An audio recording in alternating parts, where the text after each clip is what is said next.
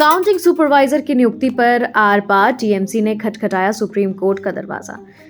पश्चिम बंगाल विधानसभा चुनाव के बाद वोटों की गिनती को लेकर सियासत गर्मा गई है। चुनाव आयोग के उस फैसले के खिलाफ टीएमसी सुप्रीम कोर्ट पहुंच गई है जिसमें केवल केंद्र और पीएसयू कर्मचारियों को काउंटिंग सुपरवाइजर बनाने की बात कही गई है।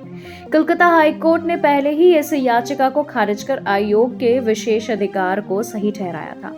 अब जस्टिस पीएस नरसिम्हा की बेंच कल सुबह इस मामले पर सुनवाई करेगी, जिस पर सबकी निगाहें टिकी हैं।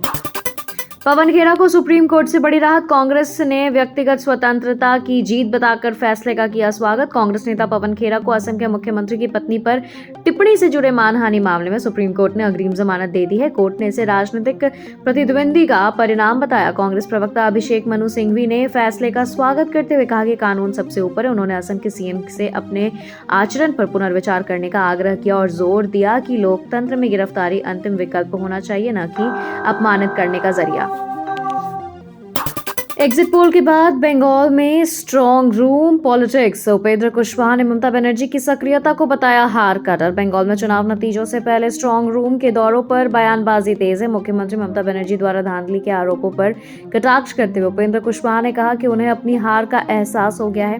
कुशवाहा के अनुसार हार सुनिश्चित देखकर ही ईवीएम में गड़बड़ी की भूमिका बनाई जा रही है। साथ ही उन्होंने बिहार में कानून व्यवस्था को लेकर मुख्यमंत्री से सख्त कदमों का समर्थन किया और कहा कि अपराधियों पर नकेल कसना पुलिस का काम है।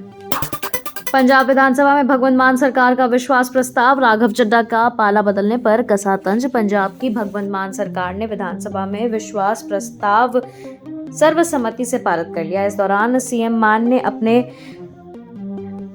आप छोड़कर बीजेपी में राघव चड्ढा पर गए हुए उन पे तीखे तंज कसे हैं।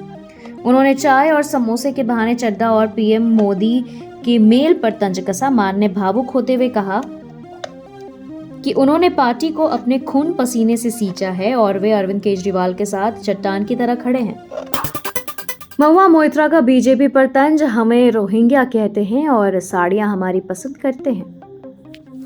टीएमसी सांसद महुआ मोइत्रा ने बीजेपी पर दोहरा मापदंड अपनाने का आरोप लगाया। उन्होंने कहा कि बीजेपी नेता हमें बांग्लादेशी और रोहिंग्या कहते हैं, जबकि उनकी पत्नियां प्रचार के दौरान ढाकाई जामदानी साड़ियों की फरमाइश करती हैं। मोइत्रा ने सोशल मीडिया पर एक पुलिस अधिकारी का कथित वीडियो शेयर भी किया और निशाना साधा। उन्होंने स्पष्ट संदेश दिया कि बंगाल में केवल तृणमूल का ही वर्चस्व रहेगा। गौ माता की रक्षा के लिए शंकराचार्य का महाअभियान। काशी से शुरू हुई 81 दिवसीय यात्रा ज्योतिपीठ के शंकराचार्य स्वामी अविमुक्तेश्वरानंद ने वाराणसी से गौ रक्षा यात्रा का शंखनाद किया है। यह यात्रा 81 दिनों में उत्तर प्रदेश की सभी 403 विधानसभाओं से होकर गुजरेगी। शंकराचार्य ने कहा है कि उनका लक्ष्य हर दिन 5 विधानसभा क्षेत्रों के लोगों को गौ रक्षा के प्रति जागरूक करना है। काशी से शुरू होकर यह यात्रा गोरखपुर में समाप्त होगी। इस अभियान के जरिए वे गौ माता की सुरक्षा के लिए व्यापक जन समर्थन जुटाकर सरकार पर दबाव बनाना चाहते हैं।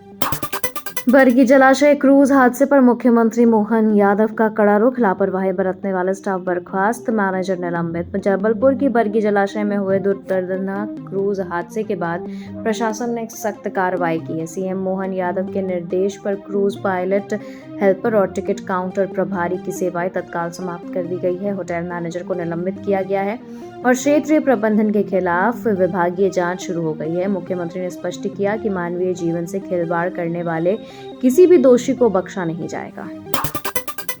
अखिलेश यादव का भाजपा पर तीखा हमला। महिला आरक्षण पर गिरगिटी है सरकार की भाषा।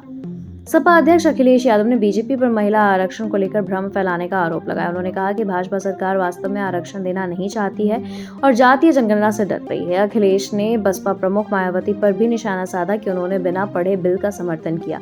श्रमिक दिवस पर उन्होंने नोएडा के मजदूरों पर दर्ज केस वापस लेने और वेतन वृद्धि की मांग की। मुख्यमंत्री के रूप में सम्राट चौधरी का पहला गया दौरा। विकास कार्यों और कॉरिडोर प्रोजेक्ट का लिया जायजा। बिहार के मुख्यमंत्री सम्राट चौधरी ने पदभार संभालने के बाद पहली बार गया और बोधगया का दौरा किया है। बुद्ध पूर्णिमा के अवसर पर उन्होंने विष्णुपद मंदिर और महाबोधि मंदिर में राज्य की समृद्धि के लिए प्रार्थना की। उन्होंने विष्णुपद कॉरिडोर और फल्गु नदी तट के विकास कार्यों की समीक्षा करते हुए अधिकारियों को समय सीमा में काम पूरा करने का निर्देश दिया है। हालांकि कार्यक्रम के दौरान महिलाओं की कम उपस्थिति चर्चा का विषय रही। मुख्यमंत्री ने धार्मिक समन्वय पर आयोजित संगोष्ठी का भी भाग लिया। गंगा एक्सप्रेसवे पर 15 दिनों तक मुफ्त सफर, मुख्यमंत्री योगी ने दिए टोल फ्री यात्रा का निर्देश। उत्तर प्रदेश सरकार ने 594 किलोमीटर लंबे गंगा एक्सप्रेसवे के उद्घाटन के बाद यात्रियों को 15 दिनों तक टोल फ्री सफर की सौगात दी है। यूपीडा ने कंसेशनर्स को वसूली रोकने के आदेश दिए और राजस्व के नुकसान की भरपाई सरकार स्वयं करेगी। मेरठ से प्रयागराज तक 12 जिलों को जोड़ने वाले इस एक्सप्रेसवे पर लोग मुफ्त में इसकी गुणवत्ता और गति का अनुभव कर सकेंगे। इस पहल से न केवल यात्रा सुगम होगी बल्कि क्षेत्र में पर्यटन और व्यापारिक गतिविधियों को भी बल मिलेगा।